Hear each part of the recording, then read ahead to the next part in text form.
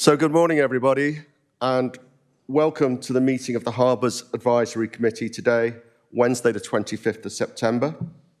For the benefit of the public, I am Councillor Rob Hughes, Chair of this committee, and this is my Vice Chair, Councillor Sarah Williams.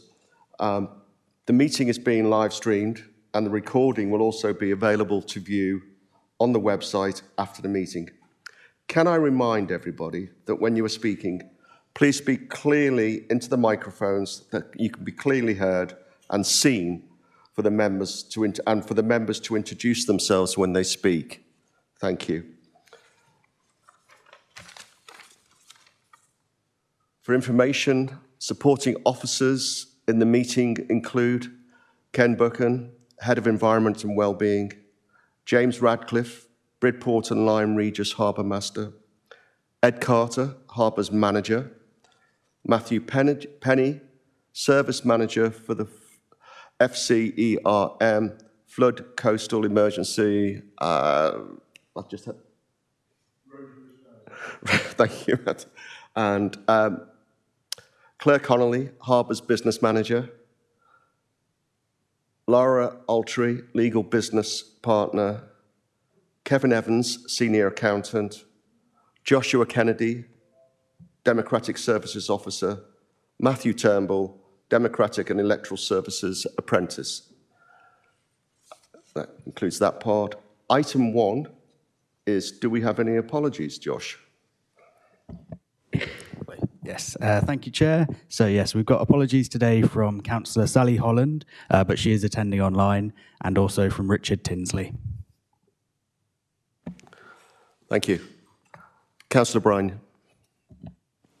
Yes, thank you, Chairman. Councillor Ray Bryan, former portfolio holder for this particular area, but now representing St Leonard's and St Ives as a ward member.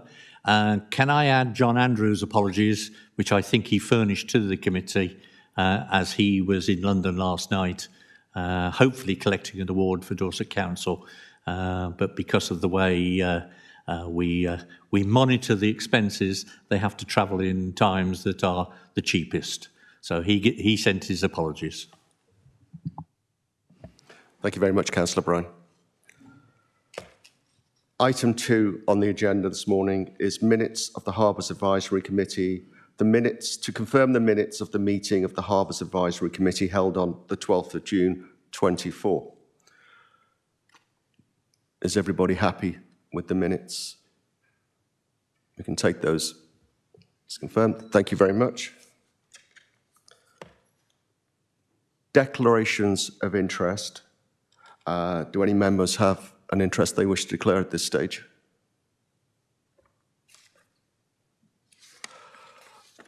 Okay, I will declare myself that I now am the Vice Chair of the Southern Inshore Fisheries and Conservation Authority. And although it's not related, it is related because it's fishing. So I wanted to declare that for myself. Thank you. Anybody else?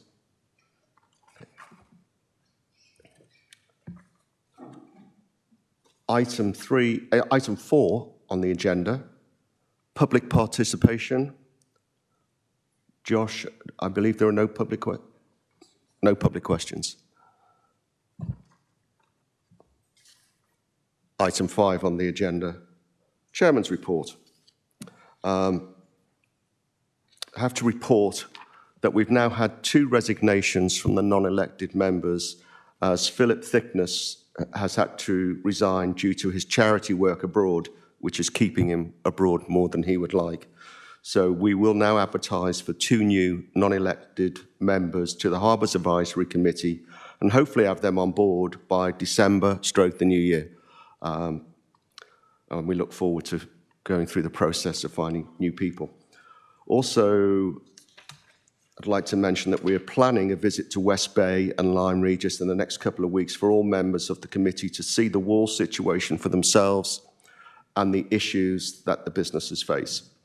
In Lyme, we have the new harbour storage building and the cob wall and the harbour master office for coffee, hopefully, James. In October the 14th and the 17th, we have Bridport West Bay Consultative Group meeting and the Lyme Regis meeting, which I'm looking forward to attending. It'll be my first time to attend. And I think that's all from me, so thank you.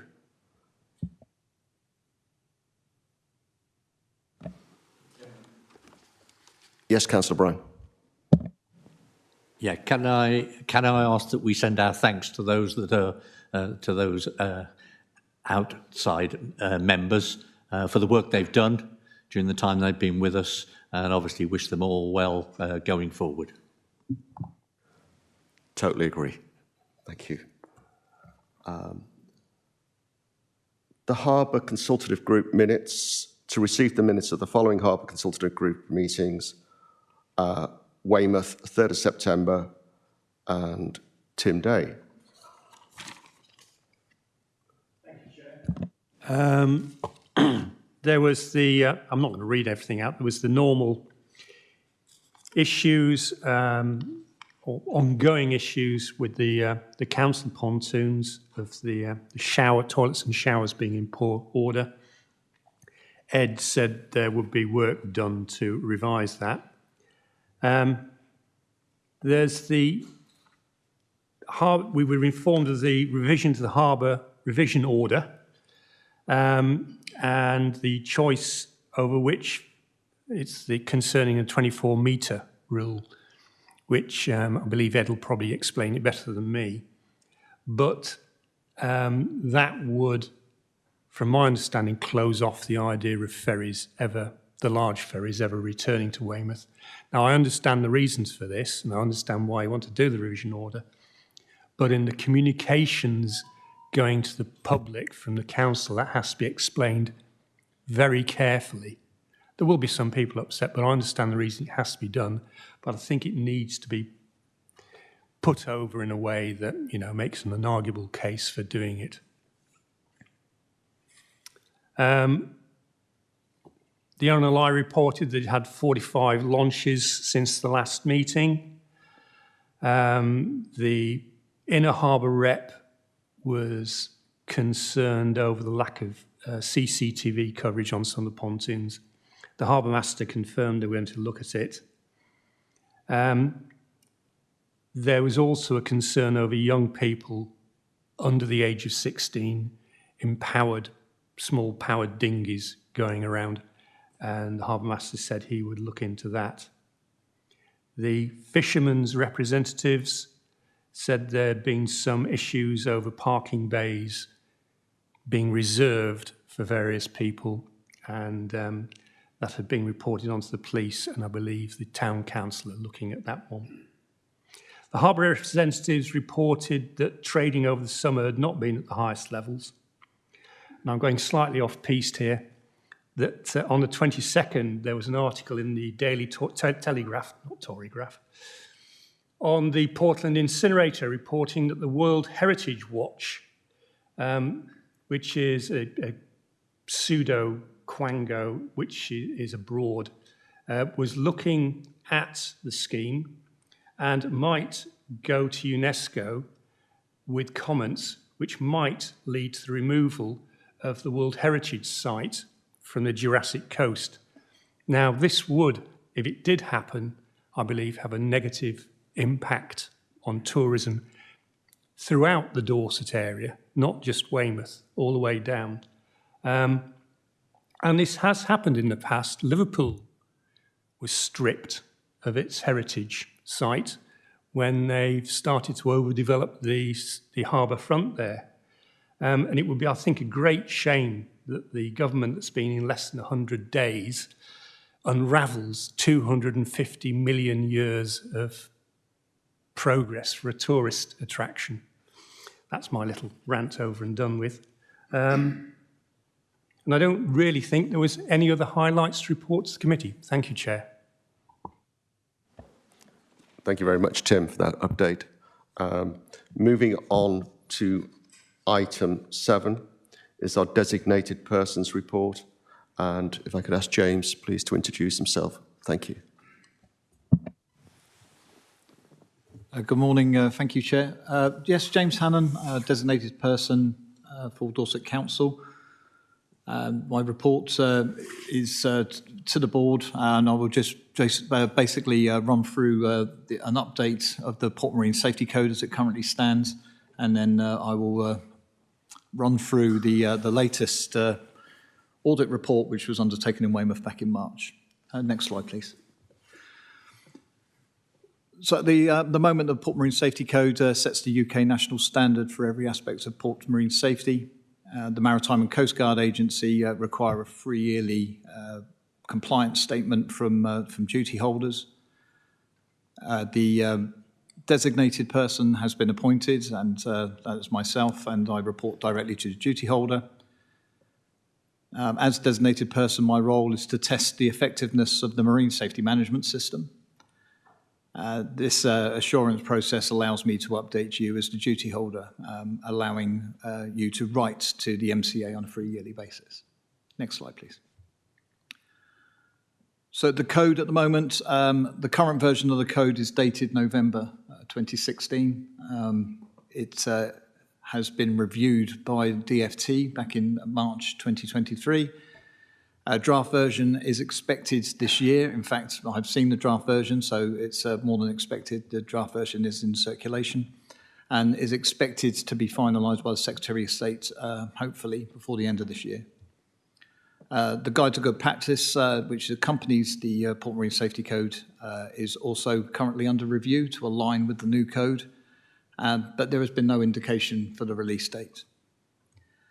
The next UK-wide compliance exercise requiring the board to write to the MCA will follow the code and the Guide to Good Practice updates. So it is overdue, and I have no time for that, but I will advise accordingly once the government has advised the wider port industry.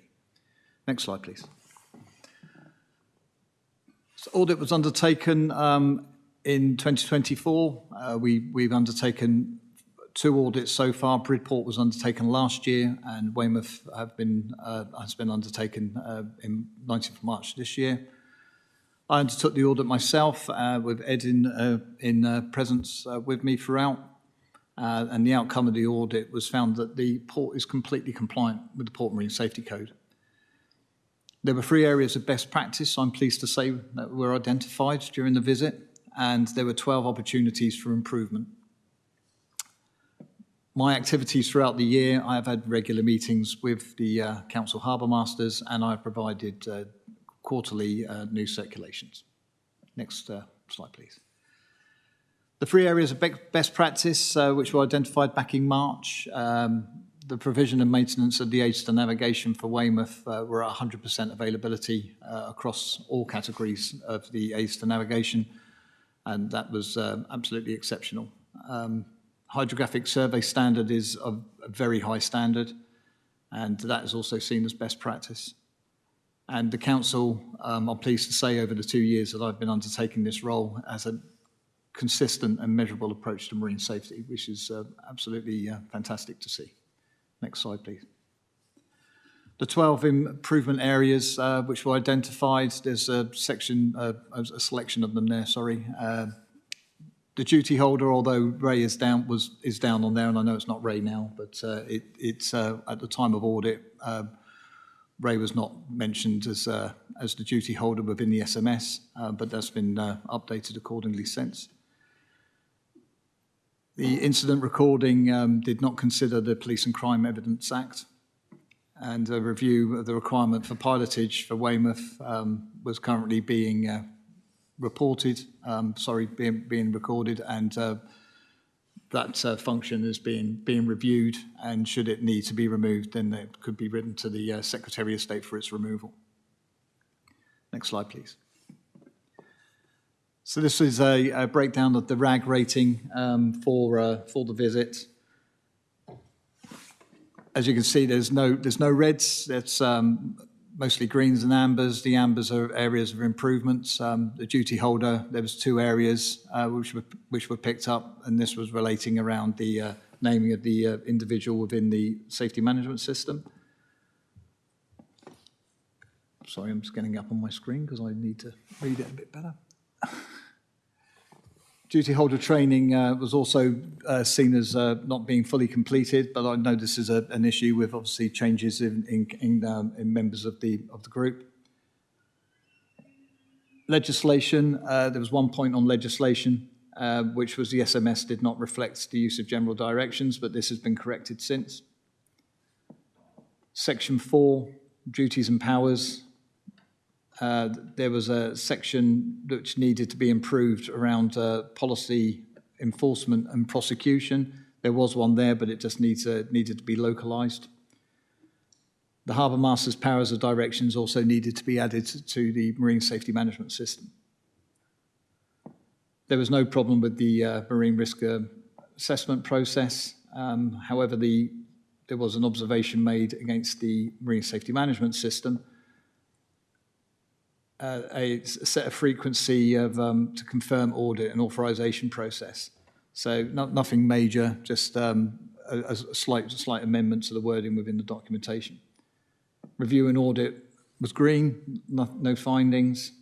Section 8 on competence, training matrix did not register certification against the individuals in the roles, and operational training experience and competency recording could have been improved. The marine plan was in place, it was reviewed, and it was issued by the duty holder, and it was also confirmed that it was published. And as I said earlier, the aids to navigation section, section 10, was viewed to be an area of best practice. Next slide, please. Just to move on to the pilotage reviews, a pilotage review has been undertaken for Bridport and Lyme. This was undertaken in July 2023, and it concluded that the pilotage function was no longer needed. I understand that the consultation process has been completed, and the next stage will be drafting a letter to the Secretary of State for Transport for the removal of the competent harbour authority functions for Bridport and Lyme. Marico Marine undertook a review of the pilotage requirements for Weymouth in 2022. Is the view of the Harbour Master that a peer review should be undertaken in order to verify the findings of this report.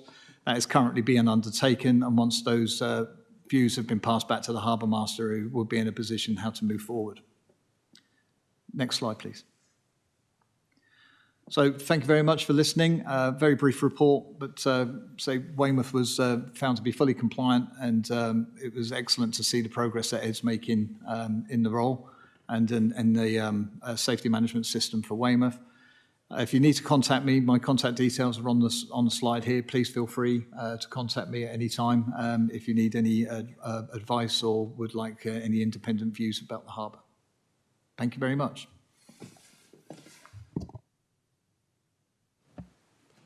Thank you very much, James. Very excellent report. I can see Councillor Ryan had his hand up just now. Yeah, thank you, Chairman. I'll try not to interfere too much, but I would find a copy of this report quite useful, and I think it should be circulated to the members. There was a lot to take in there, and obviously my name appears on it, so I would like to see a copy. I would like to get a hard copy of it if we can, if that's okay. Thank you. Certainly, Councillor Ryan.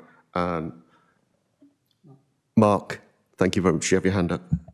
Hello, Mark Saxby, independent member. I'm just interested in those action points. Are there any of those action points that were apparent in the previous review?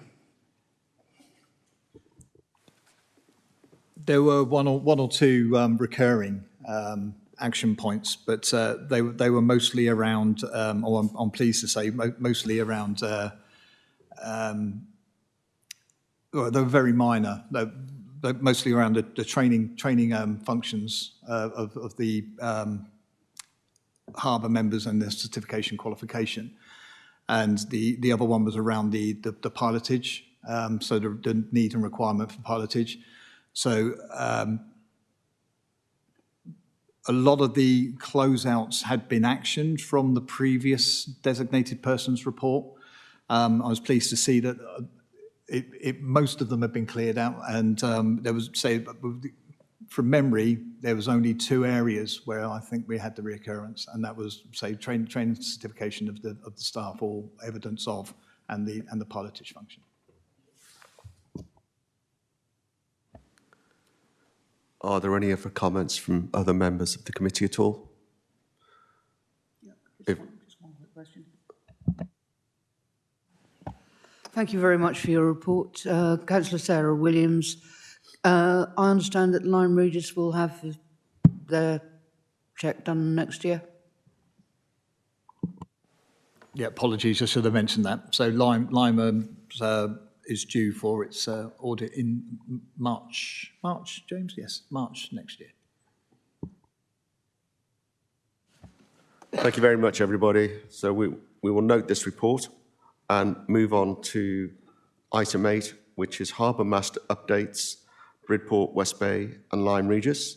And I'd like, if James would like to introduce himself, that would be great. Thank you. Thank you, Chair. So starting with the stats for Bridport, our season tickets, single launches and visiting boat nights all represent the season of the poor weather pattern that we've experienced this year. The boat lifts seem high, but this is down to the timing when the boats actually went into the water, so it was after the 1st of April. Quayside parking has seen an increase with a higher number of permits being sold and the parking areas being open to all harbour users. Our diving airfields remain well used by the commercial, and when the weather's allowed, the harbour's actually seen an increase from the dive clubs using the area again.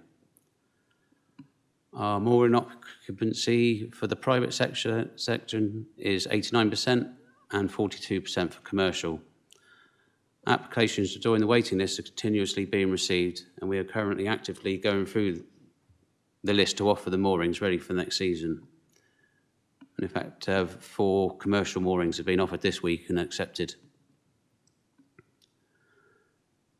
The stats for Lyme are very much similar to Bridport, with low season tickets and the overnight stays, for the same reason, the poor weather. So single launches may seem to be higher, but this reflects the season tickets being a lot lower. Our boat lifts are comparable to the previous year. The quayside parking has seen a large increase. This is because the ANPR system has been operational for the whole of the season. The compounds that were previously leased to the Fishermen and Traders Association remain full, with additional parking being made available on completion of the new storage building.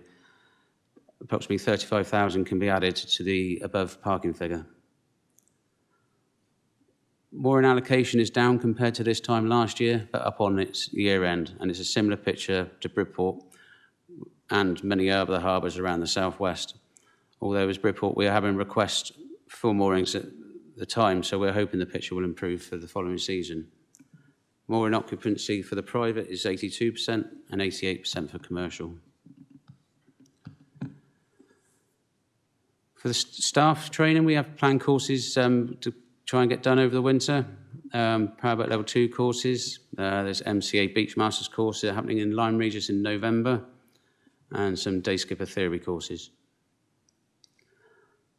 Both harbour consultative groups are due to meet in October, and the minutes from these will be reported to the next committee in December. Our harbour works, Lyme Regis, the harbour storage building is very near completion, but with the works looking unlikely to have been finished in time for the school holidays, the decision was made for the contractors not to be on site during the 6 weeks of the holiday period. They left site at the end of July and returned to continue the external groundworks on the 2nd of September. The overall completion is expected to be by the end of September. We did, however, take partial occupancy of the store in July, allowing us to vacate the storage containers that were situated on the slipway, so these could be removed in time for the main season. At Bridport, we're looking to resume the timber pile replacement, starting in the East Basin this winter. The timber piles will, as the previous ones, be purchased from Bournemouth Council and stored locally, well fitted over the next 2 to 3 years. Being able to purchase these piles from Bournemouth is a great saving for the harbour, as there is a fraction of the price of new piles, and they still have a long life left in them. In August, both Harbours attended the Malplus show to promote the harbour services and display our shop goods. Although we didn't have the most ideal position in the show, we still interacted with current and possible future harbour users and managed to sell some items from the shop. It's given us an insight into the potential of the show, where we plan to return next year. The harbour staff in the quiet times have been busy making planters to go around the harbour. You can see pictures in the report of these as they are finished, and these are now being positioned around the harbour. We are getting quite positive feedback with them being round, and we do plan to do some more over the winter. Accidents at Bridport. A vessel's anchor became caught on the timber railing around the top of the wall on high tide, and as the tide dropped, the vessel remained caught up on the timber, causing it to sink. The vessel was then recovered by harbour staff. Also at Bridport, while launching a boat on the slipway, a car lost traction on its back wheels, which caused it to slide into the harbour. Harbour staff assisted the owner to get the driver out of the vehicle, and once they checked everyone was okay, they then recovered the vehicle and trailer. Daily checks are made of all surfaces and walkways, which include the slipways and steps, and these checks highlight when cleaning maintenance is required. The slipway was only actually pressure washed on the previous day. On our east navigation, Trinity House visited in July, and all the navigation were found to be in good order, and the availability was recorded at 99% with a target of 97%. On our maritime and local events, you can see the full list there of the events that we've had. Unfortunately, some of our events were partially cancelled due to the weather, and with a gig regatta at Lyme completely cancelled due to the weather. Thank you, Chair. Thank you very much, James, for that update. We now move on to any questions before I move on? Yes, Councillor Brown. I did make a promise, I'm breaking it already. Page 18, which shows the new building, which looks great. Good luck on maintaining it, mind you, being as it's wooden. The concern I have is that the contractor appears to have left site at the end of July and returned at the 2nd of September. Can I ask what the reason for that was? Yes, the reason he left site was because of how narrow that road is in front, and a lot of the work remaining was external works, and it was the groundworks where it would have meant hauling material away, and we didn't want to be blocking the roads up. Are there any other questions? Yes, Mark. This is more because Richard isn't here, and he'd ask a health and safety question, I think. It's just the gathering of statistics regarding incidents and the interest whether there's going to be some consistency across the harbours in the detail of data that's been collected. Ed, would you like to say something? Yes, thank you, Chairman, and thank you, Mark. Yeah, I've got an update coming up on that in my paper. Thank you. Are there any more questions regarding Bridport, West Bay and Lyme Regis? If not, we will move on to Weymouth. Thank you very much, Ed. Yes, thank you, Chairman, and good morning, members. Just before I present my report, it is my sad duty to inform you of the recent death of Jackie Blackwell, our friend and colleague at the Harbour Office for over 12 years. Jackie passed away peacefully on the 6th of September after being diagnosed with cancer earlier this year. Jackie's funeral was held yesterday, and alongside her friends and family, many of her Harbour colleagues, both past and present, joined together to say their goodbyes. Jackie is missed already, of course, by us all. With your permission, Chairman, I'd like to ask we take a minute's silence to reflect. Thank you. I'm happy to approve the 1 minute silence. Thank you.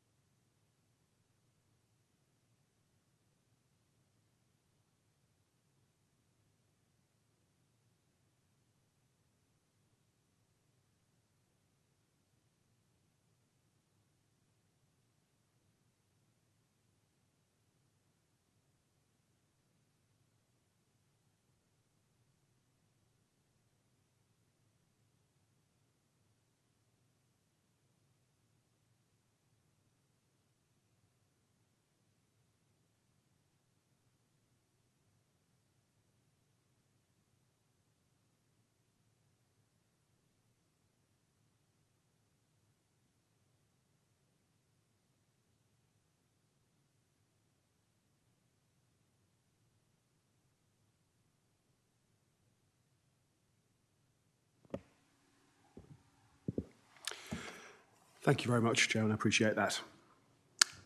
Thank you. Okay, moving on to the report for Weymouth Harbour, following the usual format here.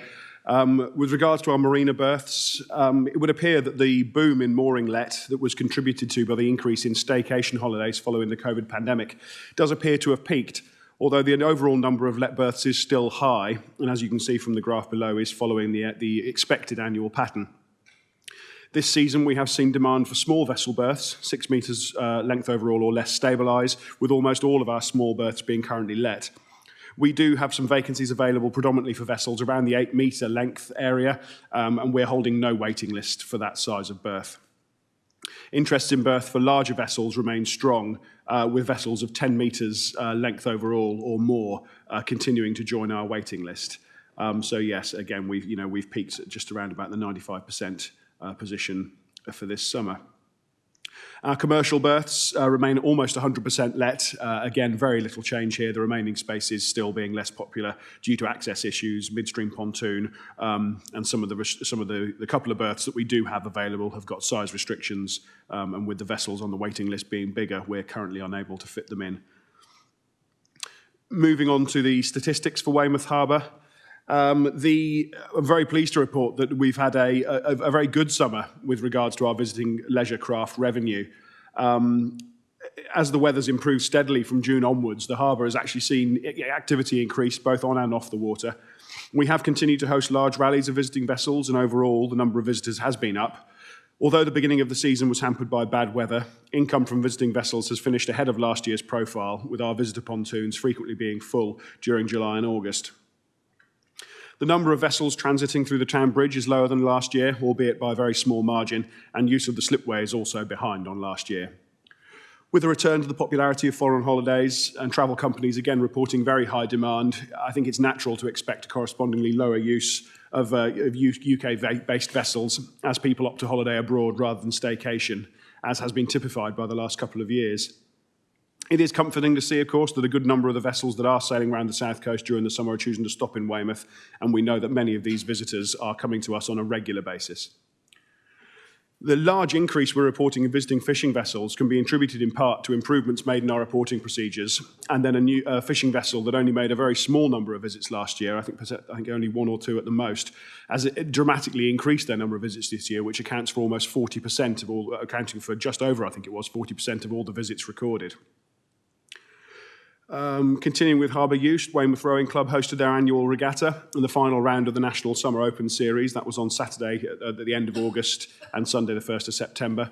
The event went very well, although there was a smaller number of competitors than originally hoped, and bad weather over the weekend did reduce the overall number of races. The club is hoping to hold another large event next year to celebrate their 25th anniversary.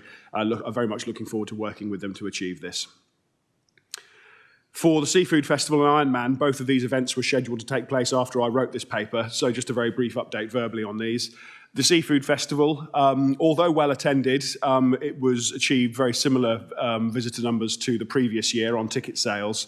The weather forecast running up to the event was very, very changeable, and we believe, and I'm chatting with the festival organisers, that this possibly contributed to people, because tickets, of course, are predominantly bought in advance for the event. People looking at the forecast may have decided to give it a miss. Certainly the Sunday was an extremely wet day, I believe. Ironman this year, very happy to say that all 3 of the events, the swim was cancelled last year, but all went ahead very, very well this year. Huge amount of fantastic feedback about the event, and like I say, a very successful event with no incidents that I am aware of. Moving on to incidents, we've recorded 65 in Weymouth since our last meeting, including the usual bits and pieces: persons under the influence of alcohol, towage of broken down vessels, very minor collisions while berthing, 1 vessel which was spoken to weaving in and out of the bathing area buoys, reports of potential theft, swimmers in the harbour entrance, reports of diesel on the water, seagull caught in fishing line, and a vessel sunk on the pontoon berth. Following on from Mr. Saxby's comment question just now, following a review of the processes we're using to record incidents, we are making changes at Weymouth to provide a more streamlined process for both staff and harbour users to log these incidents. Our web-based form guides people reporting an incident, directing them to more more pointed questions that collect the relevant information depending on what the incident is, and it then stores the information in a way that we can more easily analyse. By providing drop-down lists for data entry and areas such as incident type and incident location, it's much more easy to categorise things. Moving forward, it makes things a lot easier to identify annual trends and also to produce heat maps highlighting areas of concern. For example, if one area above others is prone to near-miss incidents, it enables us to better review our risk assessments proactively and any relevant safety controls and changes we can put in place. And again, absolutely, once this system is finalised, I've already had some initial conversations with James about Bridport and Lyme. And of course, while each harbour has its own unique set of incidents, I'm very much hoping that the 3 harbours will be reporting incidents in the same way, enabling us to analyse data in the same way. Just to give you a bit of a flavour of the data that it's producing already, we have got some usable data for this season, although a couple of my colleagues are actually going back through the previous incident reports this year and adjusting things to fit the new categories. That's especially important in areas like location, where things like spelling mistakes and stuff, even just one letter difference can really affect these statistics. But just some initial bits here, and I was happy to say that there was nothing surprising came out of these figures. This was all as expected. As we can see, in the very first instance, the type of incident, the majority of them, of course, are vessel-related, and then a number of, roughly equal number of personal accidents, oil spill pollution events, potential risks, and potential reported crime, antisocial behaviour, that sort of thing. And again, you can see from the vessel type on the types of incidents, over 3/4 of the incidents recorded involved domestic or private vessels, with commercial vessels making up only a small proportion of those.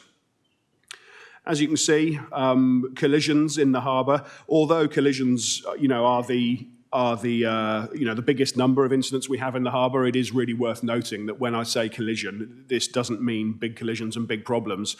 We report every incident into our records so that we can track things, and even if it's someone, even just 2 boats touching when they shouldn't, even if no damage is recorded, we do record that as a collision. Again, moving forward, what I'd like to do is potentially make the differentiation between very minor collisions where no action was reported or no action was needed versus, of course, serious incidents where damage occurred or there was risk to person, that sort of thing. Again, enabling us to really zero in on where these incidents are happening and is there any proactive approach we can take to hopefully prevent things happening in future. Moving down, not wanting to spend a huge amount of time on this. I'm happy to answer questions, of course, at the end. We can see that the majority of times incidents are happening when vessels are underway or on moorings. It's very rare to see things happening where people are unloading, loading vessels or an anchor, for example. And then going on to the kind of final statistic there, we don't do a huge amount of towage, but as you can see, out of the towage we've done, mechanical failure is the one of the main reasons, really, rather than any sort of serious accidents taking place. Moving on to oil spills and response. So while we have had a couple of incidents reported to us of diesel on the water, for example, we've had no oil spill or pollution events that have required external notification or the deployment of spill resources, that we've had to attend by harbour staff during this period. Following the recent incident management exercise, where we simulated a Tier 2 incident response and tested the oil spill contingency plan, our plan has now been reviewed, and following the review process and circulation with statutory consultees, the plan's been revalidated by the MCA, and our oil spill plan is now valid until July 2029. We will, of course, continue our statutory obligation to carry out tests of the plan every year, and we'll report to the board on those as we go through. At our latest Trinity House audit, again, we were found to be everything in good order, fully compliant, and no matters arising that require further comment. As Mr. Hannon's already said, we had our audit of Weymouth Harbour on the 19th of March by our designated person. The findings of the audit, of course, have been presented here today. And as Mr. Hannon has already commented, quite a lot of all of the observations made surrounding the edits to the marine safety management system have now already taken place, and that's all been fully brought up to date and is available on our website. Moving on to Harbour Works. Following successful repairs to the carriageway of the town bridge, this is slightly changed now. We understood that survey works to the structure were planned to begin in October. Since the time of writing this report, I believe there's been some questions raised by Natural England, I believe, around the works on the bridge. And I do need to get further confirmation on whether the bridge will actually be operating on a reduced schedule during October. If so, of course, we will be communicating this to all harbour users through a local notice to mariners. As ever, these survey works, if they're going to go ahead, they are timed to coincide with a period of reduced use. And while the bridge will potentially operate on a reduced schedule, the bridge will be operating as normal at weekends. So with any luck, any effect on harbour operations, if it does go ahead, will be minimal, if none at all. Since again writing this report, works to repair and strengthen Wall 4 have completed. A more detailed report on this will be presented by my colleague Matt Penny. I can report again there's been no effect on harbour operations or prevention of access to North Quay Marina during these works. And we certainly, from a harbour perspective, welcome the reinstatement of the car park at the old council office site, as it does provide much needed and convenient parking for our marina customers. As of moving on to the Weymouth Quay regeneration project, as of this the main construction work on the quay is complete. The main site has been handed back to us, and the contractors visiting the site periodically as the remaining snagging tasks are finalised. The primary cause of the delay in this project has been related to the provision of electrical infrastructure and the connection to the main grid. As I communicated in an update that was circulated to the fishermen and members of the Harbours Advisory and Consultative Group in July, the final high voltage connection works are underway, but unfortunately the works that were scheduled to take place on the 28th of August have not been completed. Due to a redesign of the high voltage infrastructure to comply with additional requirements, a way leave needed to be completed to allow works to take place in the leased area. At the time of writing this report, SSE solicitors had been unable to finalise this way leave, and colleagues from the Dorset Council's legal team are assisting. We hope that the final connection to the grid will take place very soon, and once the site is fully connected, the testing and commissioning of all electrical infrastructure, such as the gates, cranes and coal stores, will take place. In response to Natural England's concerns about the installation of the fuel pontoon, ABP Mayor conducted an ecological appraisal on our behalf. The appraisal was submitted to the MMO on May the 15th, and Natural England confirmed they were satisfied with the proposal. The installation of the fuel pontoon has actually now taken place, so the fuel pontoon is on the water at Weymouth with the various structures on board. Again, the final commissioning is unable to take place here until the final grid connections are in place and everything becomes powered. The fishing storage compounds have been relocated into the port area, and a larger area has been created for the use of the Weymouth and Portland Litter project for their work in recycling fishing gear and other hard plastic items recovered from the local beaches. It also provides a really good area for fishermen to dispose of their waste responsibly as well. With the major resurfacing works now complete, the line painting has been carried out throughout the site, and it's delineated areas for vehicle movement, storage and working areas, and we've provided additional parking spaces in the pavilion car park. We are planning some further redesign work for the car park in order to provide access routes for larger vehicles utilising the port area and to provide further parking spaces. However, we're working with our colleagues in the FSERM team, as of course there are repair works to walls F and G very soon to take place. And obviously we don't want to spend money on redesigning the car park if it's then going to get ripped up by another project. So we'll probably be looking to put that redesign work back until the wall F and G work has been completed. There have been no notable commercial vessel movements during this period. Apart from, of course, we had the Galleon Andalusia visited very successfully in May 2023. She returned to us on Thursday, the 29th of August this year, and berthed again alongside our Alpha Visitor pontoon.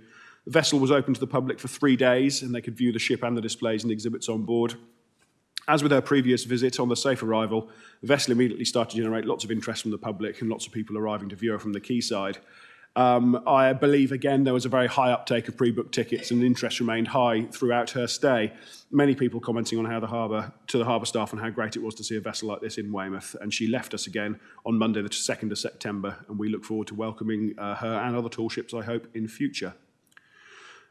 Just to finish off, no acts of pilotage have taken place during this reporting period, and with the Seafood Festival and Ironman now complete, there are no large events currently planned for the remainder of this season.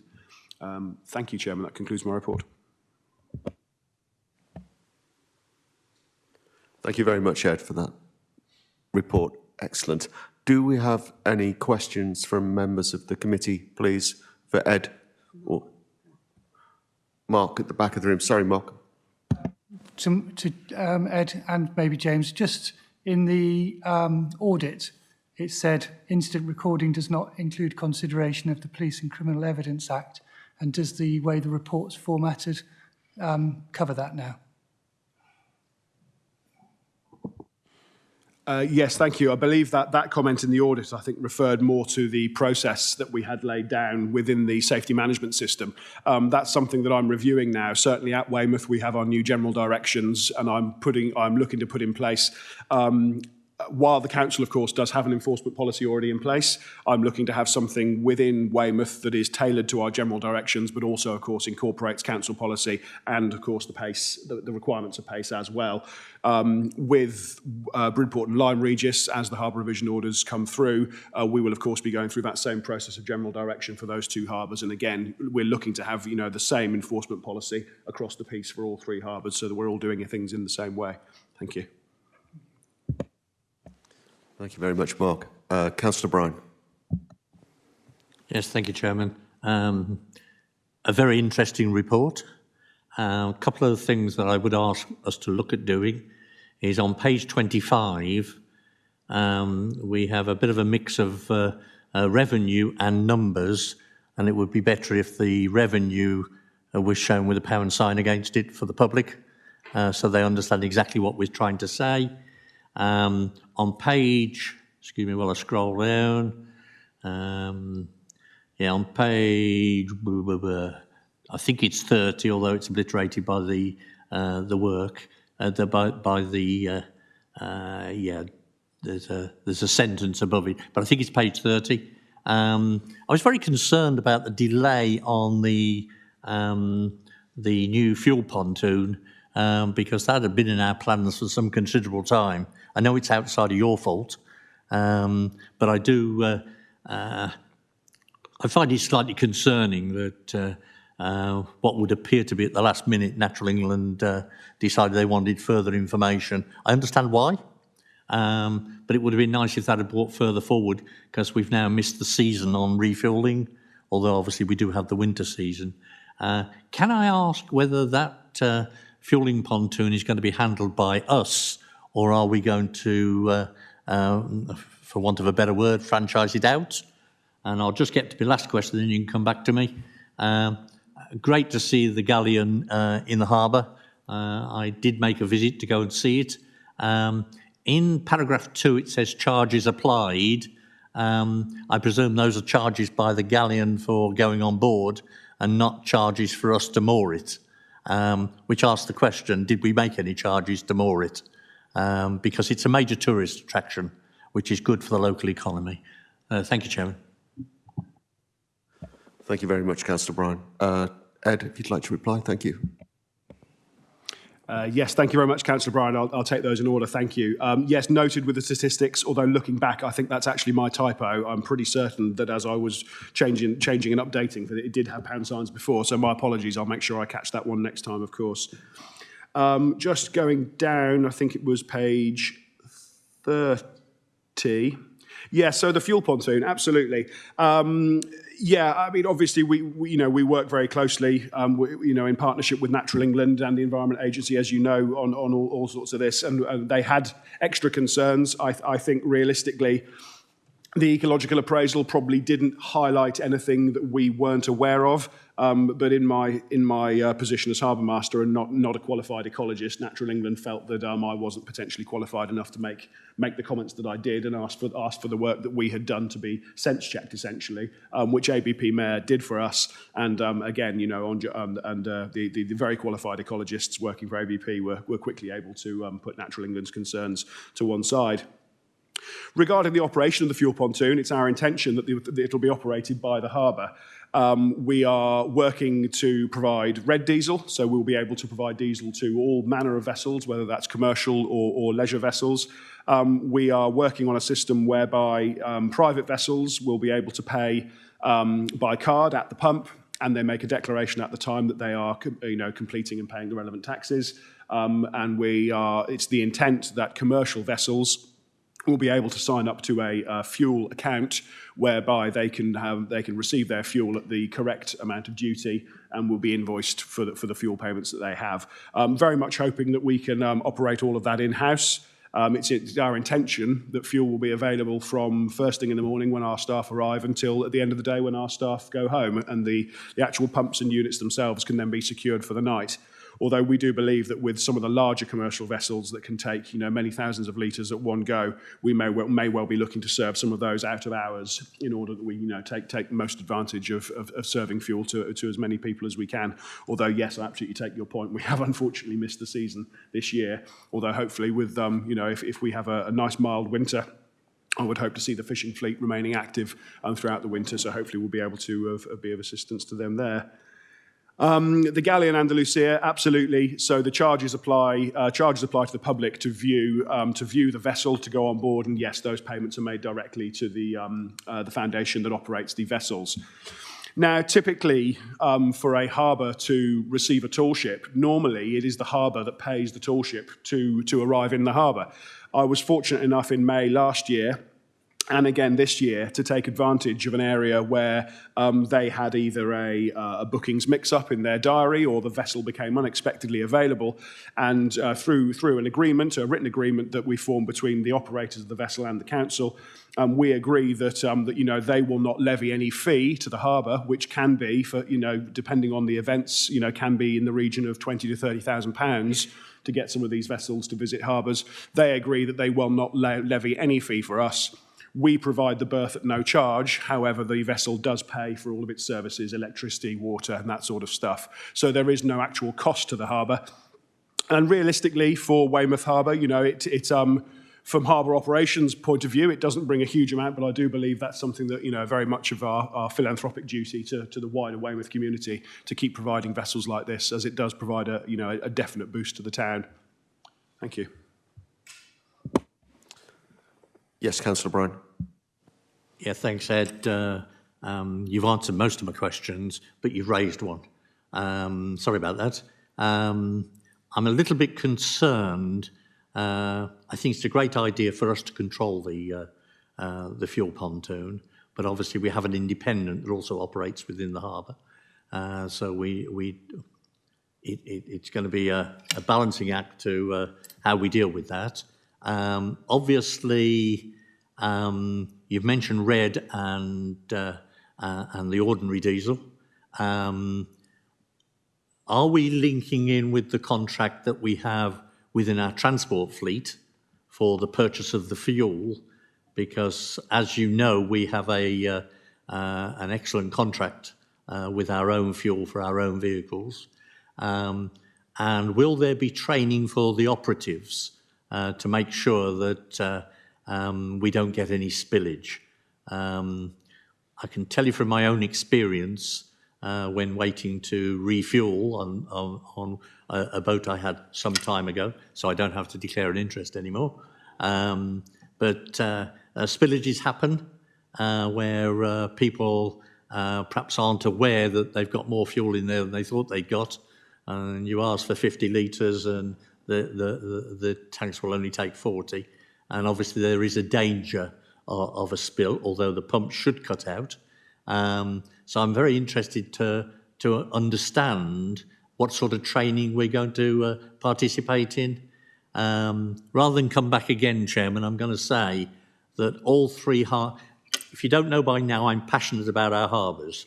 I've been very supportive of it for my time within the council. I will continue that support because I think it's a very important feature for the tourism industry.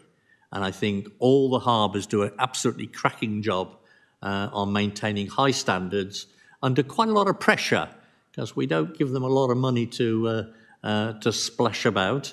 So my congratulations go to the harbours and their team for the work they're doing for the benefit of not just the residents, but this council. But if you can just put my mind at rest on the training. Thank you.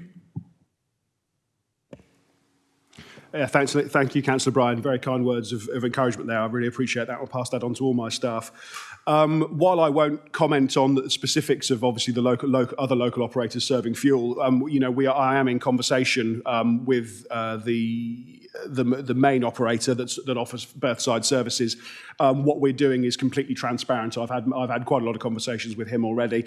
I don't believe at this time there's going to be a huge conflict there, as he does tend to provide a lot of fuel services out of our operating hours and providing berthside services, and he's got a very good customer base. But like I say, while I won't comment on that anymore, we're working very transparently with them to make sure that we're really not treading on other people's toes unnecessarily.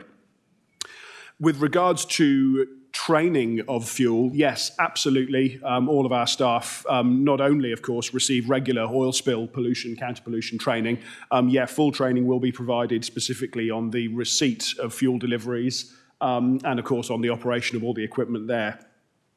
While pollution and spills are possible, of course, the fuel pontoon has been designed in such a way that it has a fully contained sort of drip trays within the pontoon structure itself to capture any spills on there. We're also going to have oil spill contingency, so sorbent materials in a box on the pontoon that are available for anyone to use in a spill situation. The new pontoon, as we were looking at the incident management exercise, which was done in conjunction with our Tier 2 contractor, Adler and Allen, we did consider the idea of simulating a spill event around this pontoon, but after Adler and Allen took a good look at what we were doing, they actually came back and said, we can't really find a credible reason that there would be a serious spill. The tank itself that's on land is a double-bunded tank surrounded by a crash barrier with a fence on one side, all of the pipe work coming down from the tank to the pontoon. All the pipes themselves are double bunded, so even with damage to the outside, the interior pipe is fine, or if the interior pipe should split, the exterior pipe will hold things in place, which leaves us only, as you've identified, potential accidental spills. Diesel, of course, being one of the much more easy fuel oils to deal with, as of course it evaporates generally very quickly, and with sorbent material put in place, and with Tier 1 booming. And of course, like I say, the regular training and exercises we carry out in Weymouth, I don't foresee it being a problem, and I know that Weymouth is in a really good position to respond to a much more serious spill than we would expect to encounter at the fuel pontoon. I think the final question was around the supply of fuel, and yes, we're absolutely in conversations with our colleagues in the fuel procurement team. Yes, to get fuel through there. As you've identified, we have a considerable purchasing power for all of the rest of the council vehicles, waste services, and what have you. So yeah, absolutely. Thank you. Thank you very much, Ed. The committee notes all of the updates from the Harbour Masters and thanks them very much for their hard work. We're moving on now to item 9, which I will get it right this time and not miss out, for the flood and coastal erosion risk management from Matt Penny. If you'd like to take over, please, Matt. Thank you, Chair. My report is in its usual format. I'll start in Bridport Harbour. So item A, dredging.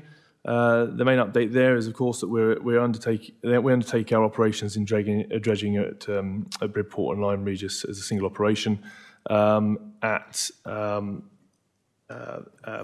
Dredging operations were completed for the Easter weekend, but then upon receipt of the post-dredge survey of Bridport, it was discovered that the dredge depth had not been achieved as we previously thought. So we re-engaged with the contractor, got them to return, and achieved an acceptable depth. And this work was completed in July. Inspection repairs. This item describes how we go about our work within the harbours, but the main update is that the 2024 scheduled inspections have started actually, and they're due to run between now and December this year. We're employing a new asset management system this year, which is going to give us greater efficiencies, and we're looking forward to using that more in the coming years. Item C, Harbour Wall Works A. As the committee knows, this wall is showing signs of settlement, which is being monitored by engineers. The works here are included on the council capital programme, but we are exploring works to combine. We're exploring options, to combine with Harbour Wall Works B into a single project for use of efficiencies. for the sake of efficiencies. And that's the intended route of, that's the intended direction of travel at the moment. Item D is the Harbour Wall B stabilisation and repair. Committee's aware that the emergency works were successfully completed, and the project is continuing to develop and construct the next phase, phase 2 of those works, the non-emergency works, if you like. Engineers are considering the best and most cost-effective design options for repair and refurbishment work to the wall. There is an opportunity to commence further interim stabilisation works, which we're exploring at the moment. We haven't come to a conclusion on that yet, but we are exploring that option, which will aid the wall stability and help with the main delivery of the scheme as well. In the meantime, monitoring continues, and there's an emergency plan being developed in case of further substantial movement, which we haven't detected at the moment. There is the caveat, of course, that there's still a risk of wall failure, in which case the phase 2 construction works would have to commence earlier than scheduled. The project team has met with kiosk owners and stakeholders during the phase 1 works, and our property team are in contact with them, and have recently sent them a letter as well to update them about the project. And we'll continue to engage with them and others as the project develops. Item 1.2 is Lyme Regis Harbour. So yes, as I stated before, we'll combine our operations with Redport and Lyme Regis, and preparations underway for next year's operation already. Inspections and repairs. Very similar to Bridport in that the inspections scheduled to take place during September to December this year. I don't believe they've started at Lyme yet, but they will get to it during that period of time. We're looking forward to using that asset management system, as I said.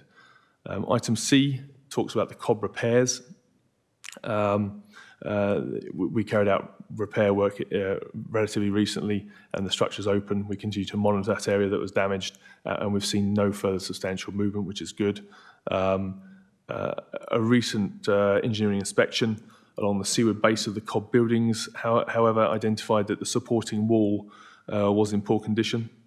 We engaged specialist consultants and attended site with them during the summer. Recommendations were put forward, including minor grout works and infinite voids, repointing, etc., alongside monitoring, additional monitoring, which we've put in place. We've contacted a local historic building conservator who's been on site to assess the work, and we have received that quote with the works expected in October. The quote was higher than anticipated, so we're having to motivate for further funding at the moment in time, but we still hope to get to those works this autumn. And as stated, FSM engineers and the property team are working together to manage this situation, and are in contact with the COB buildings residents and leaseholders, etc. Item D is Lyme Regis Environmental Improvement Scheme Phase 5. So this comprises a civil engineering scheme to strengthen and stabilise the COB structure, as the committee is aware. It also delivers improvements to utility services and surfacing. As the committee is also aware, there's a current shortfall to deliver the scheme, as described within the outline business case back in 2022. We're working hard to close that gap. And indeed, we've been working closely with environmental agency colleagues to put a central government grant together to hopefully draw down a substantial amount of money to help fill that gap, that shortfall in funding. And we're hopeful to have a decision on that in October. So fingers crossed at the next committee I'll be able to deliver some good news on that, and that will go a substantial way to filling that shortfall. We're also working with our own finance colleagues to see if we can get further funding to again aid that shortfall and finally plug the gap. Engagement is ongoing. It mainly focused at the moment around the statutory consultees who we're engaged with and liaising with, Historic England, Natural England, etc. as I said, we're discussing with potential funders. The current work underway is design work. Reviewing options are designed to take forward into detailed design with a view to value engineer the scheme, i.e. help bring down that cost so that we can bring down the cost overall, get more funding to plug that gap so we can deliver the scheme as planned. Construction works stated here is scheduled to commence in winter 2025. That's been pushed out by a couple of months, to about 3 months to April, start of April, primarily due to anticipated delay in the permitting and licensing periods that are underway. We had a review of the programme, and a recent release has sort of showed that with those anticipated delays, we're now looking at a slightly later start date. We are hopeful that with the review of the options that we've recently undertaken, and that's ongoing, that actually we can bring that forward again.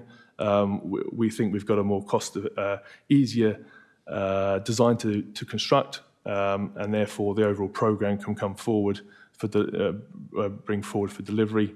And we're also looking to mitigate that risk around the permitting statutory bodies and discussions with them.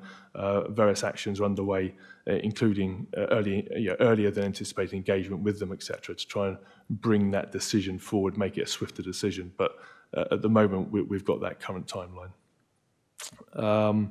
Weymouth, if I move on to Weymouth, 1.3, nothing of note for dredging there. We've been carrying out our inspections as described with the the other two harbours. Items to note around repairs around Weymouth Harbour. Stone pier surfacing repairs have been completed.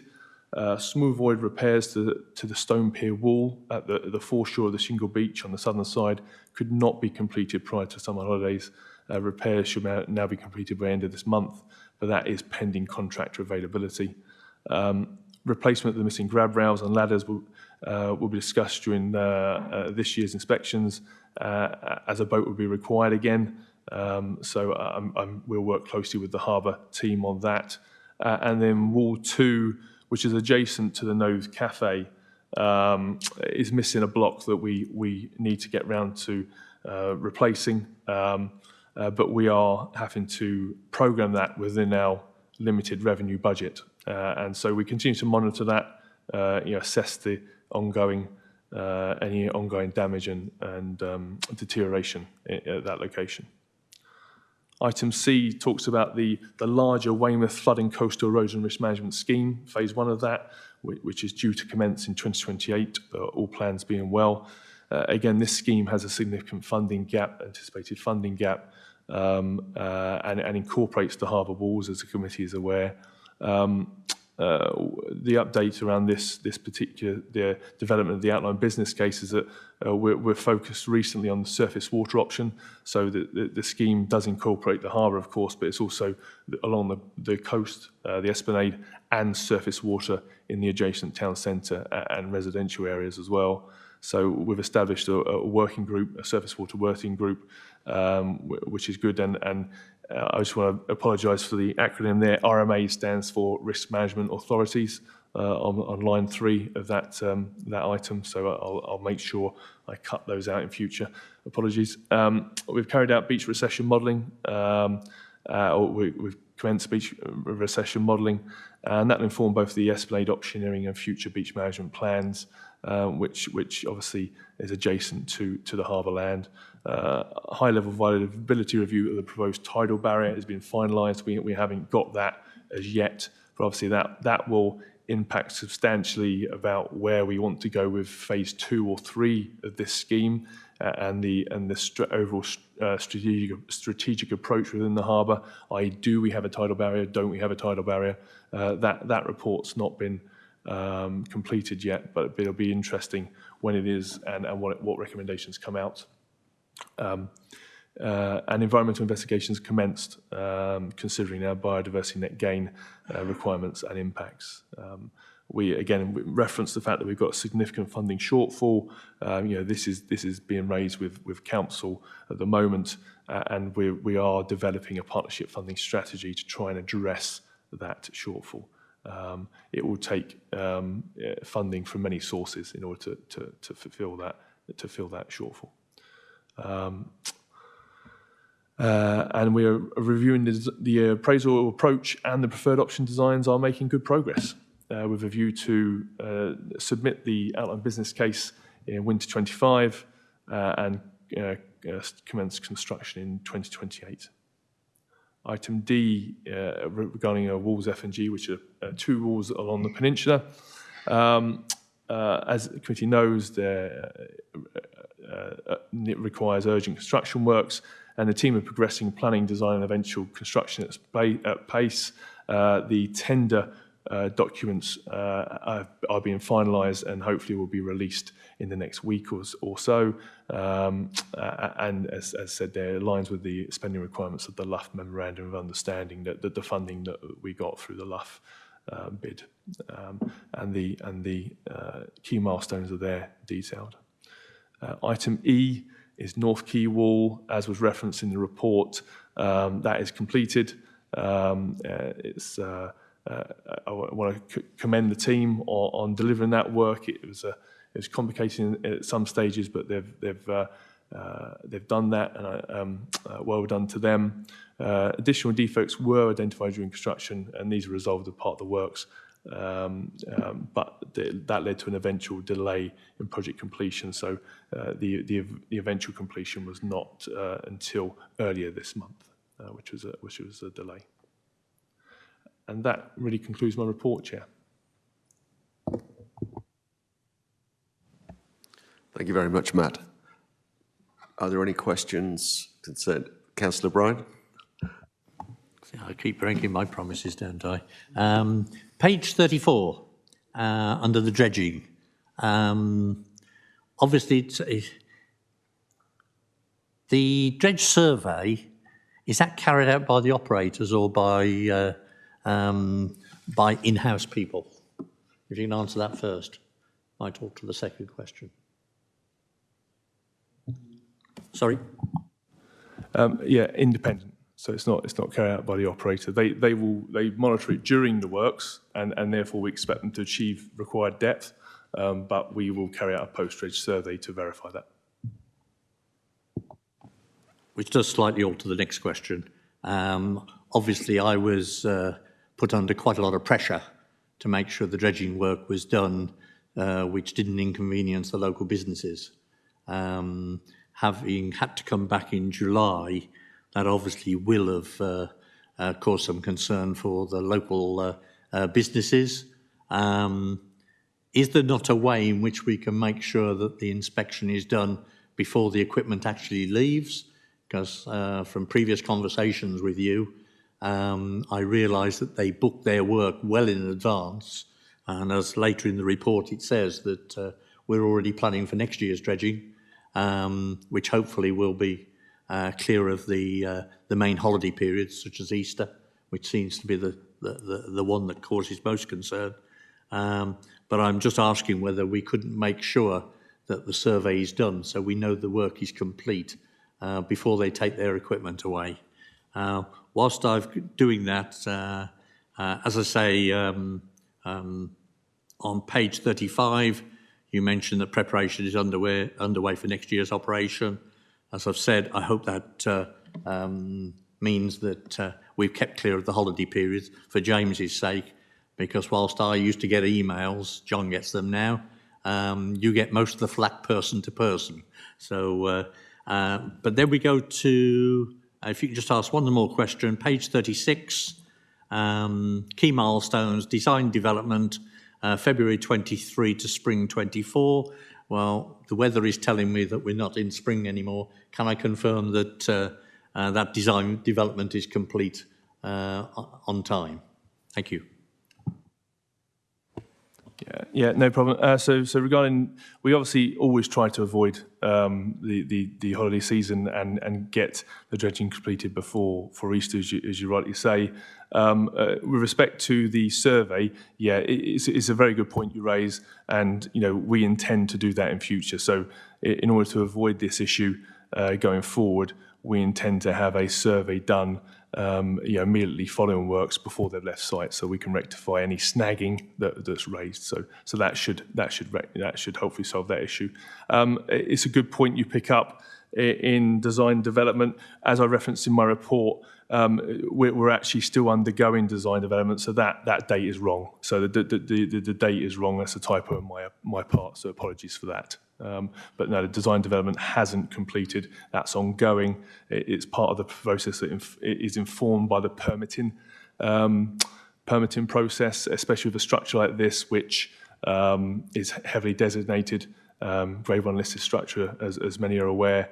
Likes of Historic England, etc., have a significant input into that design. So yes, you're quite right to pick that up, Councillor O'Brien, but that's a typo on my part. Apologies. Thank you very much. Councillor O'Brien, you'd like to come back? Yeah, I'd just like to pick up, can I get a date as to when this is going to be completed? At the moment it's spring 24. Is that going to be within 24, or are we sliding into 25?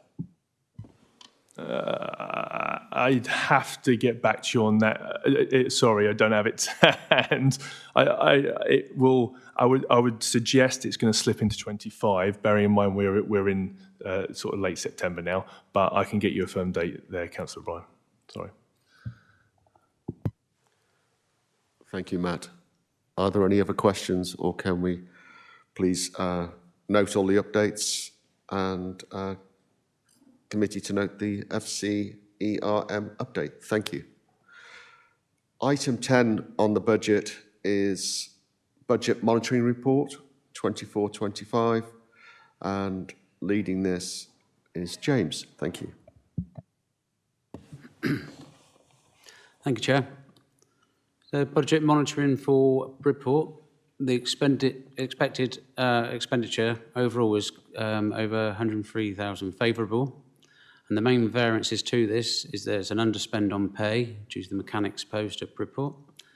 There's a minor overspend on premises, and this is due to business rates on the car parks. And then there's a significant underspend of 94,000 on the supplies and services, and this is mainly down to the dredging. So we're not expecting to do any dredging this year, and it will be after April 25 when we next do our next dredge, and the last dredging was split between the previous year and this year. The income is expected to be 39,000 adverse, and this is made up of a shortfall of income due to the mechanics posts, minor incomes on some of the income streams, so car parking, launching and overnight stays. And the budgeted transfer to reserves was 91,000, but we're expecting this to be 155,000, giving a reserve balance for Bridport of 282,000. For Lyme Regis, the expenditure overall is expected to be 95,000 favourable, and there's minor costs for highways, overspend, a slight overspend on pay due to increased hours at Lyme. There's a minor overspend on business rates for the car parks that we took back from the Fishermen and Traders Associations.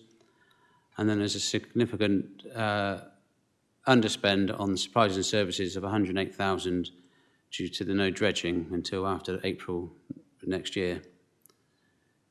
The income expected to be 83,000 at first. There's a shortfall on income across visiting craft, launchings and concessions. Lyme is still in a net cost position and is still funded essentially by Dorset Council by 32,000. And the forecast of overall is going to be 20,000. So declare underspend of 12,000, which will be returning back to back to Dorset Council. Thank you, Chair. Thank you, James. And moving on, if I can ask Claire to introduce herself. Thank you, Claire. Thank you. Good morning, everyone. The Weymouth Harbour budget forecast for 24-25 are given at Appendix 3. Current predictions for Weymouth are that the budgeted surplus will increase by just over £79,000, and those surpluses would be transferred into the reserve at the year end. Overall, income is expected to be higher than the original budget. On the whole, performance against budget is mostly on track.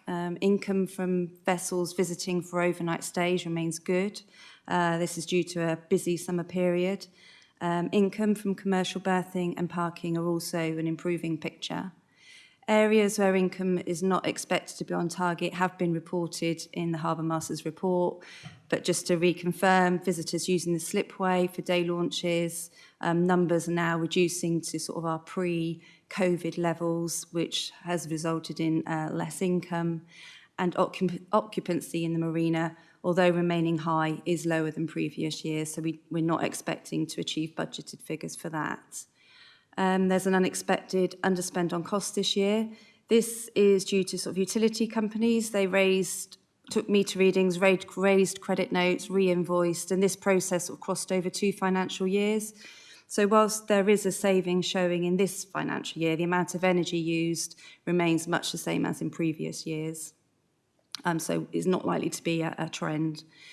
We expected or hoped there would be a savings on seasonal staff this year. This won't be achieved because we've had to cover some long-term sickness. The harbour reserves for Weymouth are covered in paragraph 3.9 and also shown on the financial summary. The reserves have been built up to enable the harbour to be financially self-sufficient. We continue to achieve a balanced budget and build the reserves with an ability to invest in the harbour. For 2024, the budgeted surplus of just over 838,000 will be transferred into the reserves and is committed to increasing the dredging and pleasure pier reserves, which we do on an annual basis, to also increase the reserves that are set aside to fund the asset management plan and the development and project plan. The asset management plan is the replacement of all our existing harbour assets. The development and project plan is a reserve set aside to fund the significant investments needed in the harbour and to improve facilities and protect income. Details of the projects and the estimated 5-year spend for both of these funds are shown in the report, starting at paragraph 3.17. It's a significant programme of work that includes replacement of inner harbour marina, pontoons, visitor pontoons and enhancements to the commercial area. That concludes my report. Thank you, Chair. Thank you very much, Claire. And any questions before? No, everything quiet. So if we can note the report, and thank you all for giving that report. Thank you. Moving on to item 11. Monitoring and review of the Marine Safety Plan, which Ed Carter, our Marine, will be presenting. Thank you. Yes, thank you, Chairman. I'll just be taking this one quickly. Just in brief summary for this report, at the Harbours Advisory Committee meeting on the 8th of December 2022, the portfolio holder for Highways, Travel and Environment approved the Dorset Council Harbours Marine Safety Plan. The safety plan is a requirement of the Port Marine Safety Code, and it identifies and prioritises the necessary improvements to achieve full compliance with the Port Marine Safety Code. And the plan sets out actions and timetable for delivery and to be monitored at the Harbours Advisory Committee meetings. And in doing so, progress against this plan is publicly reported. The recommendation here is just to review the report and comment upon any progress. So as to the safety plan, the first part of the plan, the introduction, the sections on policy, ownership and review. There have been some minor updates here with regards to the update for Councillor John Andrews as the Cabinet Member for Place Services. But I believe the rest of that section remains as it was before. Working down through the plan and objectives, number 1, the review of the progress report. which of course James and I do commit to annually, and we report the navigational risks annually as part of the safety management system review. Typically this is done in the spring. We record and of course we report our incidents quarterly, as we've just done at this meeting. The review of the Bridport Competent Harbour Authority status, again we've had a small update on that one today, but again we're waiting for the conclusion of the Harbour Revision orders for Bridport and Lyme Regis. As we understand things, although there's little to no movement supposedly with the HROs being signed off at government, we do believe that these are at the top of the pile currently. I'm hoping that as I'm going to be doing some work, fingers crossed, with Ashfords soon, I'll be able to get a bit more an up-to-date status report on those. But unfortunately, at this time, we have nothing to report on a movement there. Again, with the waiting on the Harbour Revision orders, we are, of course, looking to review the general directions for Bridport and Lyme Regis, but again, we can't begin those until the Harbour Revision orders come into effect. And again, those are currently with the MMO following the conclusion of consultation. The review of the latest audit recommendations, if any, this was added to the safety plan earlier this year. The results of the latest audit, of course, have been presented today. We maintain an independent audit programme, and of course we've got this here, so yes, Lyme Regis next year, and then following through the three harbours, Bridport, Weymouth, Lyme Regis, Bridport, and so on and so forth, moving into the future. We've implementing an accident and incident trend reporting system, and again, I've reported on this one earlier today. I fully intend, once we've finished tweaking things at Weymouth and testing things out there, we'll be rolling this out much more quickly to Bridport and Lyme Regis, and I'll be working with James to get that in place for the March 2025 season, which was something that was requested by Mr. Tinsley at the last meeting. Just going on from comments today, I think I will be adding to this just to make sure that we're tracking the compliance reporting to the MCA, but of course we'll just be waiting to hear an update on that. But I think I will add this to this list just to make sure we don't lose sight of that date, really. Thank you. Happy to answer any questions on that. Thank you. Thank you. Does anybody have any comments or questions to make? Councillor Bryan. Just to compliment the team on the work they do to keep our harbours safe. Wherever there's moving water, there is always the potential for, I'll say, accidents to happen. And by God, I took enough flack when I introduced some railings in Weymouth, which actually stopped people falling in the water. And I'm pleased to see that subsequent to that, we've had very few, if any, even near misses. So my congratulations to the team on the way they work within this and also keeping our harbours safe. So thank you to the team. Pass that on, please.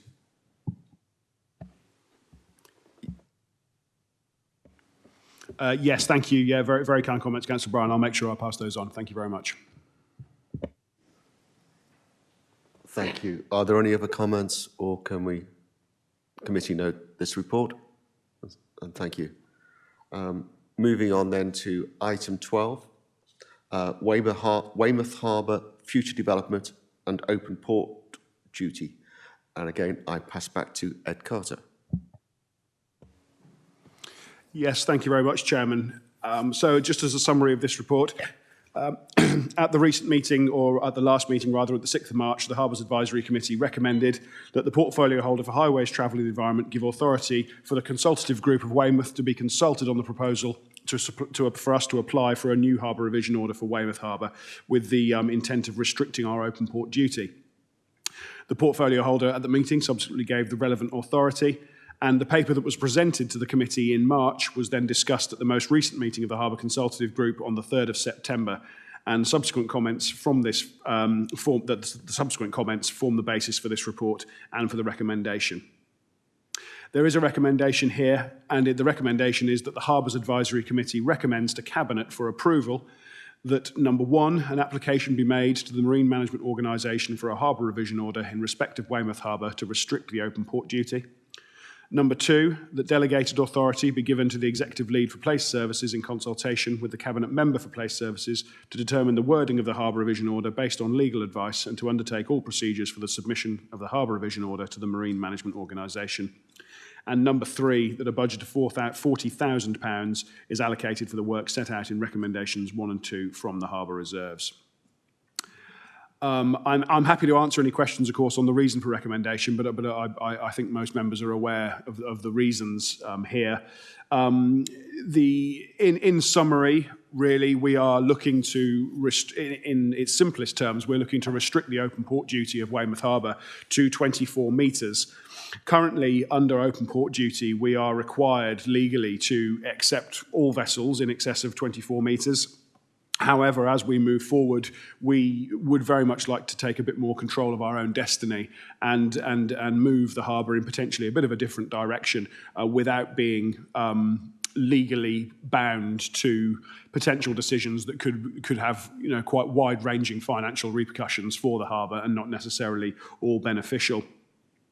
Now, the main comments that came back as we discussed this for the consultative group, and of course Mr. Day may well want to comment further on here, we highlighted to the members of the consultative group that by restricting the open port duty, it would allow the harbour to choose which larger vessels we accommodate, removing the obligation to provide costly services to all larger vessels.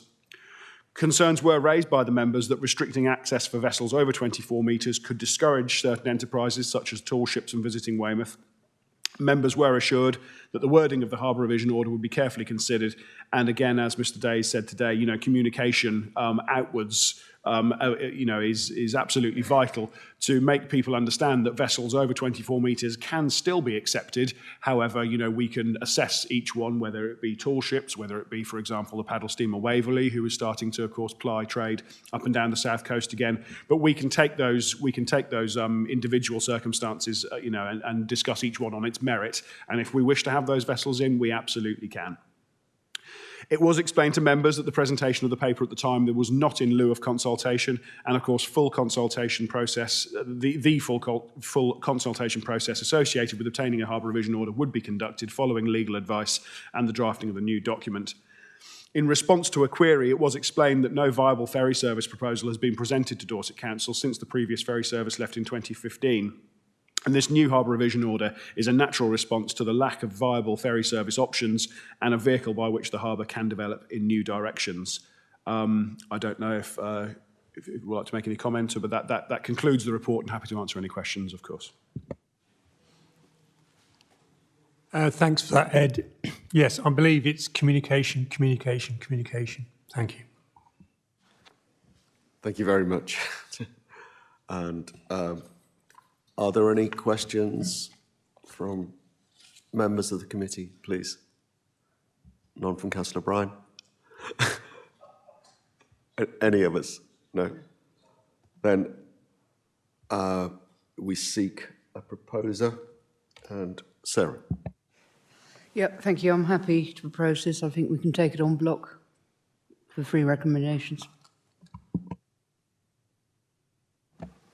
And do we have a seconder, please, so as we can take this to Cabinet? Thank you very much, Chair. Councillor Peter Dickinson. I'd like to second this motion and congratulate Ed on all the work he's doing. Thank you very much, Councillor Dickinson. And that is duly noted to go to Cabinet. Sorry, we need a vote. My apologies. All those in favour?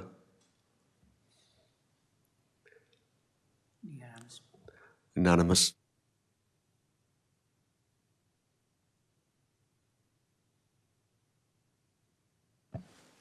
Next, it's item 13, forward plan. Once more, we're going back to Ed. Thank you, Ed.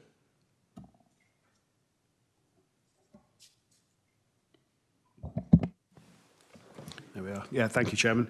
The forward plan, as you all expect in the usual format here, the standing items, of course, the Harbour Masters updates, the minutes from the consultative group, the budget monitoring, the flood coastal erosion risk management update, the Marine Safety Plan update, which is a biannual, so this is the autumn update here.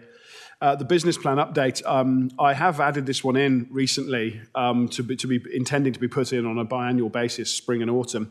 When I considered this, I realised that there wasn't actually a huge amount to put in a formal report. James, of course, has already updated on the progress of the new storage building at Lyme Regis, and certainly at Weymouth and at Bridport. In this first year of the business plan, there was already considerable work going on with the asset management programme. So neither of the harbours had particularly large development projects coming forward within the next 12 months. As we're moving forward, we are investigating a couple of bits and pieces. For example, I'm having some conversations with the Shared Prosperity colleagues who operate the Shared Prosperity Fund to see if apparently there could be some funding available to look at the feasibility study surrounding a potential extra slipway and bits and pieces at the commercial area in Weymouth. So while we are moving forward on a couple of those items, there's nothing really to update members on today. With the wider harbour business plan, certainly for Weymouth, as we're looking to work on the marina replacements, I'm hoping that this winter is when I'll get round to start writing the briefing document, which will of course form the basis for a tender process moving forward to have these big investments in marinas going forwards. The only other item on the forward plan here, of course, is any further points or questions from committee members. Thank you. Thank you very much, Ed. Are there any questions from anybody before we note the forward plan? Nope, no questions. I move that we note the forward plan. Thank you. Item 14 on the agenda today is urgent items. There are no items of urgent business that I'm aware of or that has been brought to our attention. 15 is exempt business. There is no exempt business today. And the next scheduled meeting is Wednesday. Pardon, Ed, did you want to say something? My apologies, Rob. I've realised I've skipped ahead of myself. There were two further items on the forward plan that I haven't covered. Apologies. Do you wish to mention them? Yes, thank you. So the update for the Harbour Revision Order, of course, we have discussed this one. The second one is just an update on the procurement of a new harbour management software. So working with colleagues across all three harbours, we have provided a business case, or we've put together a business case, which very much highlights an area that we would like to tackle, which is a more bespoke harbour management software that we could roll out across the three harbours. I would very much like the opportunity, hopefully soon, to discuss this with the Cabinet Member for Place Services, and I think with the Chairman, so we can run you through this business plan to hopefully get your approval prior to moving forward. So yeah, we're very much at the stage where we could start to roll this out across the three harbours, and the software that we've identified does provide really huge improvements right across the board, from the management of the harbour, from the tracking of defects and infrastructure reports and tasks, and also managing our customer accounts as well, which is something that we very much feel we would like to manage in-house if we can. So yeah, I look forward to having a discussion with you on that. Thank you. Thank you very much, Ed. Okay, moving on, as I was saying, there is no exempt business. Our next scheduled meeting is Wednesday, the 4th of December, again at 10 a.m. I'd like to take this opportunity to thank everybody, both officers and members of the committee, for their attendance today, and for Sally online as well. So thank you all for your attendance, and I therefore like to close this meeting. Thank you.